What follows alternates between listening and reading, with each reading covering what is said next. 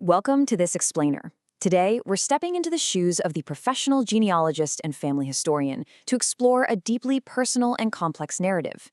We're going to investigate the early life of my grandfather, Jeremiah Jerry Williams Sullivan. We'll trace his childhood through historical documents right up until the sudden, tragic death of his father in 1916. Let's dive into this documented past together, looking at these records with both a critical eye and a compassionate heart. It brings up a fundamental question we all face when looking at our roots. How do we separate the comforting myths of our ancestors from the harsh realities of historical truth? As genealogists, we have to delicately navigate that space between inherited family lore, which are often stories born out of trauma or a need for closure, and the cold, undeniable facts preserved in public records. Our job isn't to erase family memory, but to understand why those memories were shaped the way they were. Here is a rare glimpse of Jerry Sullivan in his early childhood. He's around 3 years old, standing with his younger sister, Mary Louise. An image like this really grounds our investigation in human reality. We're not just looking at a collection of dates and census data, we are looking at a young boy born into a complex, working-class, turn-of-the-century urban environment in Massachusetts.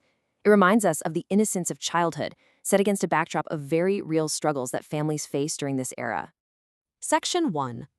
Baptism and Divided Beginnings. The earliest records of Jerry Sullivan. Our chronological story begins in the autumn of 1897, with Jerry's very first documentary footprint. For working-class families of this era, local parishes were truly the institutional anchors of their lives. Parishes like St. Joseph's Church in Boston's West End and St. Catherine's Church in Charlestown played a critical role in documenting the early lives and physical footprints of families through sacramental records. Long before civil vital records were universally reliable, it was the church registries that meticulously tracked the births, marriages, and movements of congregants. Jerry's baptismal registry from St. Joseph's reveals a fascinating geographical division right from his early days. He was baptized on October 7, 1897 by Father J. F. Kelleher. If we look closely at the documented residences, there is a stark separation. His father, Jeremiah, was living at 180 Chelsea Street in Charlestown, while his mother, Laura, was residing at 29 Spring Street in Boston. So even at the very moment of his baptism, the family was physically divided between two separate households. Section 2. A mother's property influence. The matriarch's control over living arrangements. To understand exactly why the family lived where they did, we need to look at the broader family dynamics. Specifically, we need to look at the powerful role of Jerry's grandmother, Hannah. She actually owned the property at 180 Chelsea Street in Charlestown, where Jerry's father was initially living. The young family's living arrangements were heavily dictated by the matriarch's control over these properties. This dynamic of relying on extended family for housing was incredibly common back then, but it also meant that Jerry's childhood environment was intimately tied to his grandmother's real estate holdings, as well as the internal relationships of the family. Section 3. Seeking Health in Revere. Escaping urban mortality rates. As the family grew, they faced the grim realities of infant mortality in the crowded city. This timeline charts their expansion and their subsequent geographical shift.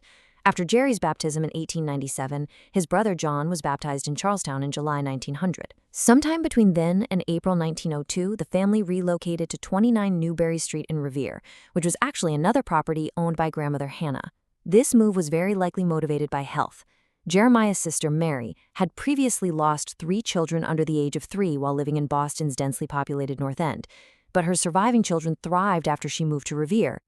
The Sullivan family surely hoped the coastal environment of Revere would similarly protect their young ones. Tragically, it did not entirely shield them. Young Mary Louise passed away in December 1902. Section 4. Fact versus family lore. Correcting the historical record. It's at this point in our timeline that we must exercise the genealogist's duty, compassionately correcting family myths that have been passed down through the generations. For decades, Jerry's daughter, Aunt Priscilla, recounted a very specific piece of family lore. She told the family that there was a long, steep staircase in the front hall of the house at 180 Chelsea Street in Charleston, and that little Mary Louise died after a fatal fall down those very stairs. According to the story, this traumatic accident was the reason the family fled to Revere.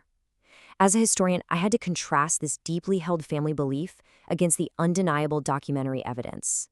Jerry was under 5 years old when they left Charleston, and his mother Laura later became estranged from grandmother Hannah.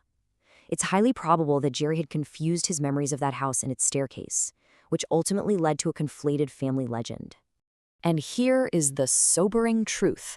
The official death register documents that Mary Louise actually passed away in Revere, not Charlestown, at the age of 3 years, 7 months, and 26 days. Furthermore, the cause of death was not a fall. It was tuberculosis. We must always explain things like this gently when sharing findings with family. Traumatic losses often cause grieving families to conflate memories, timelines, and locations over generations. The mind attempts to make sense of the senseless. Sometimes it creates a narrative of an avoidable accident rather than facing the slow, helpless devastation of disease. Section 5. The Tragedy of 1916. The Final Hours of Jeremiah O'Sullivan. We must now fast forward to 1916, to the culminating tragedy of Jerry's early life. Despite the family living in relative peace in Revere, his father, Jeremiah, had continued working as a bartender back in Charlestown. On January 26, 1916, Jeremiah was arrested and brought to the Division 15 police station in Charlestown, charged with drunkenness.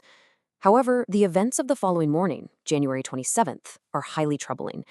At 8:15 a.m., Jeremiah was speaking with Probation Officer James D. Cody and Patrol Officer Norton, and he showed no signs of illness. He even requested a cup of coffee, which he drank. Yet just 40 minutes later, at 8:55 a.m., when Captain Goff was preparing the prisoners for court, he found Jeremiah struggling to rise from the bench, his breathing severely labored. Medical examiner McGrath was immediately called, and Jeremiah was rushed to the relief hospital. A brief newspaper clipping from the time demonstrates how the public was informed of the event. As the article states, he was taken seriously ill in the City Square Charleston police station and found dead on arrival at Relief Hospital. The sudden physical collapse of a man who appeared perfectly fine less than an hour earlier is the very heart of the mystery that would haunt the Sullivan family. Section 6. Fractured Skull and Unsolved Mystery. Examining the conflicting theories. To understand the deep scars this left on the family, let's read the exact, chilling words of medical examiner G.B. McGrath from the official record. It reads, "Edema, brain and lungs, associated with fractured skull, sustained under circumstances unknown, and presumably with the overuse of alcohol." Notice the vague and contradictory nature of this medical finding. He had a fractured skull, sustained under unknown circumstances, yet the medical examiner chose to presume it was tied to the overuse of alcohol. This was likely influenced by his profession as a bartender and the initial charge of drunkenness. And this brings us to the official 1916 Commonwealth of Massachusetts death certificate. Official documentation carries an incredible weight. This single piece of paper left an indelible mark on the family's historical record.